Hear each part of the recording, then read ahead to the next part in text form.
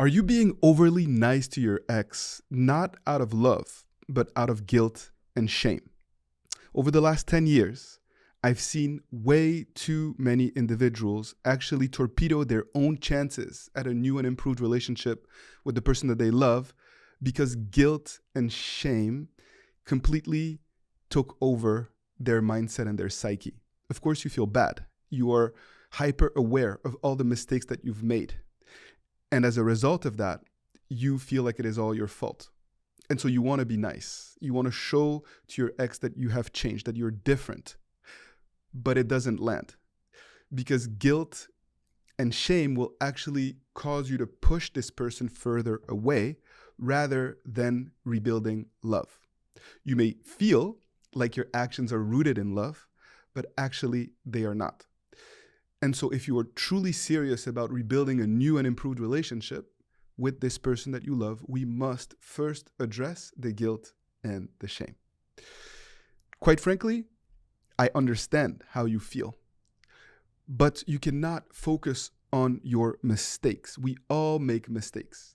And instead of viewing all of the mistakes that have happened in the past through that lens, I invite you to look at everything that has happened in terms of experience built.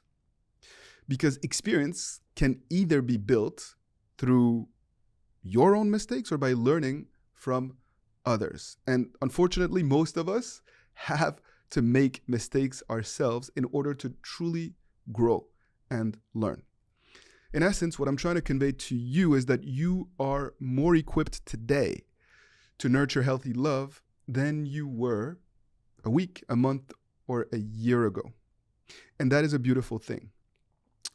And so you must seek to forgive yourself because there's a reason why you made those mistakes. You needed to learn some things that you could not have learned perhaps without having your back against the wall, without having gone through a painful breakup and separation. Because in that moment, many people have an awakening. You are forced to really come to terms with a lot of things that you were in denial about. You kept brushing those comments under the rug. You didn't really hear your partner when they were trying to be that mirror for you. But now that you have lost them for good, apparently, you were able to really put yourself in their shoes and understand what they were telling you. And that is a beautiful thing. And that experience can actually truly be channeled and capitalized on in order to create something new. So we are going to choose to forgive ourselves every day, and not just in the realm of thought, not just through affirmations, which are helpful, but through actions, through deeds. What have you learned, and how has this learning impacted your behavior and your habits on a day-to-day basis? You need to be very clear about that. And I encourage you to actually take time to write it out. What did I learn? What were the mistakes made? What did I learn? What qualities do I need to develop as a result of those mistakes? And how do those qualities find expression in my day-to-day? The more nitty-gritty, the more granular you are about going through this exercise, the less guilt and shame you will feel, because you will be able to actually grasp your transformation. You will be able to actually see the change. And in turn, your significant other will also be able to see the change. And so we're going to stay away from the superficial approaches in trying to appease our significant other. We're not going to tell them that we love them, that they were right all along, that somehow you are not worthy, or that those mistakes that you made were simply, a reflection of the poor person that you are. No, it is not out of guilt that we are going to be able to truly create something new. What we are going to focus on is that aspect of transformation, truly giving ourselves the validation that is necessary in order to attract this person that we love the right way.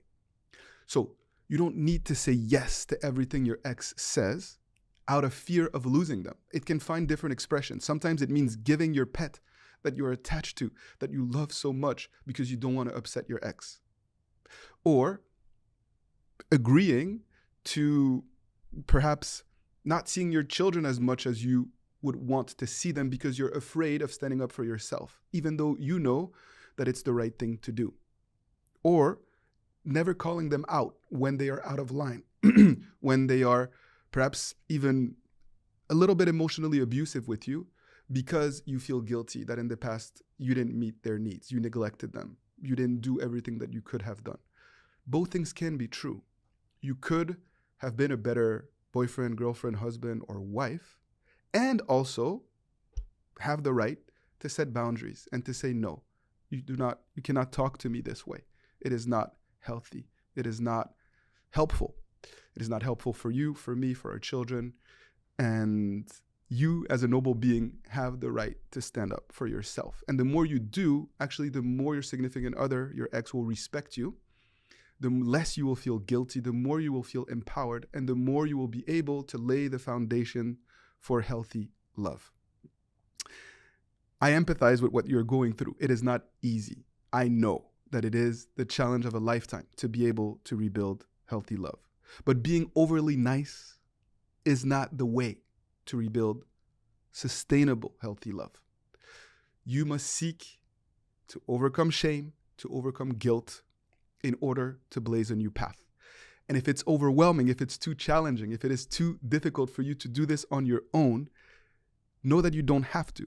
We are here as a team of coaches. I am here as your coach to support you. Whether it's through my free live events that happen on a monthly basis, go to my website, sign up. Or through private coaching sessions. We could jump on a phone call tomorrow in order to put a plan in place for you to feel comfortable, both in terms of the vision of what needs to happen in order to rebuild healthy love, and also next steps, what you need to do today to start to turn things around. It would be my pleasure, my honor, and my joy to be your coach, to walk with you on this path of personal transformation and to fight the good fight together. So keep up the good work. I look forward to working with you when you're ready and willing, and let's do this.